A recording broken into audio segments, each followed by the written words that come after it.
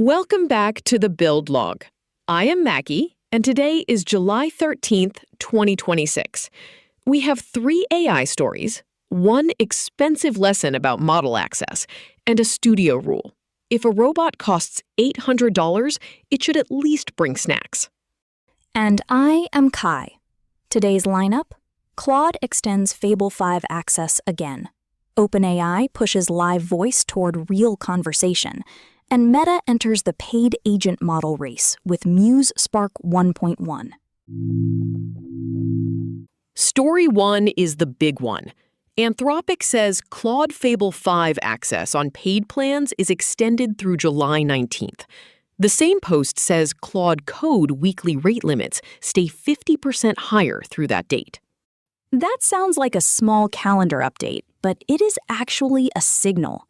Anthropic is giving subscribers more runway while still keeping the model inside a usage box.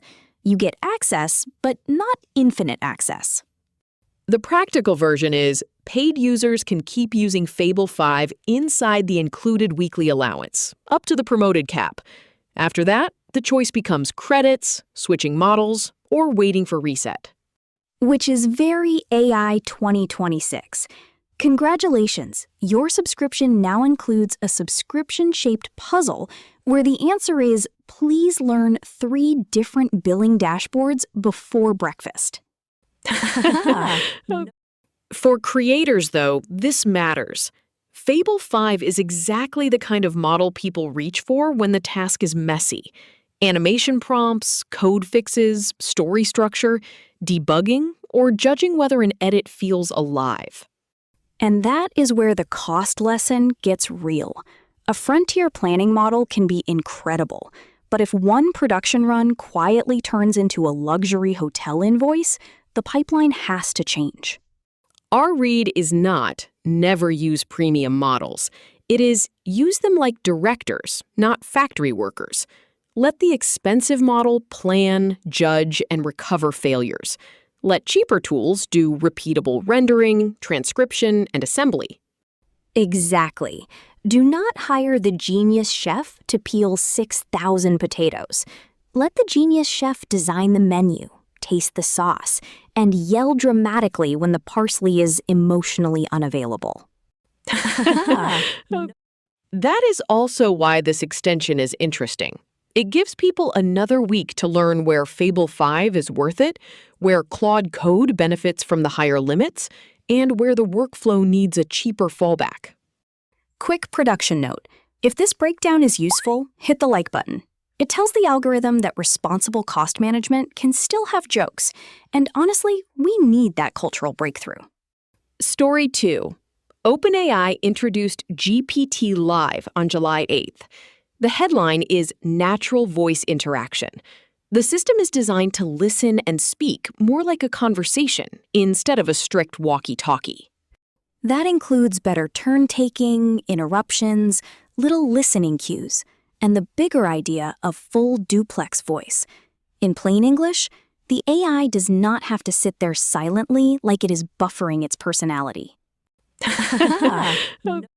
This is especially relevant for live shows. If Maki and Kai ever answer approved chat questions on stream, low-latency voice matters. A 5-second delay is not conversation. It is a dramatic pause with server costs. The trade-off is voice identity. Real-time voice can feel alive, but the exact podcast voices still come from Gemini 3.1 TTS right now. So the question becomes, perfect voice or instant response? My answer is hybrid. For a live stream, use real-time voice for fast interaction tests. For polished episodes like this one, use the best character voices and take the extra generation time. That is the difference between a live kitchen and a plated dinner. In the live kitchen, something may be on fire. In the plated dinner, the fire has already been edited out in post. Story 3. Meta introduced Muse Spark 1.1 and the Meta Model API public preview. Meta describes it as a multimodal reasoning model for agentic tasks with gains in tool use, computer use, coding, and visual understanding. The official post says it can manage a 1 million token context window, remember earlier actions, compact context, and delegate work across parallel sub-agents. That is not just chatbot energy. That is operation stack energy. The business signal is just as important.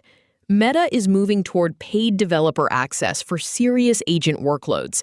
That means the frontier model race is becoming less about demos and more about unit economics. Everyone wants to sell the AI that does work, not just the AI that writes a confident paragraph about doing work. Revolutionary.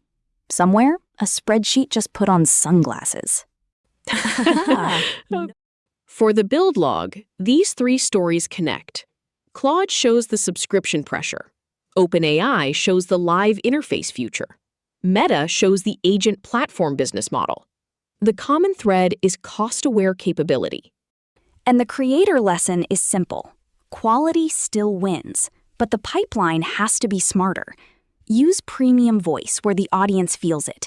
Use Veo for reusable fashion and coverage. Use deterministic editing where consistency matters. The best episodes will not come from spending the most money on every frame. They will come from knowing which part of the show deserves the expensive model, and which part should be boring, repeatable, and reliable. That is our build philosophy for this week. Premium where it shows, cheap where it scales, and absolutely no laughing animation unless the laugh audio is actually there.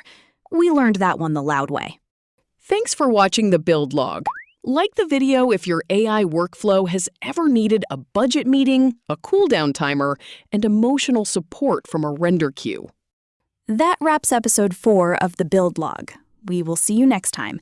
And if Fable 5 gets extended again, Maki is making a calendar invite called "Maybe the deadline was the friends we rate limited along the way."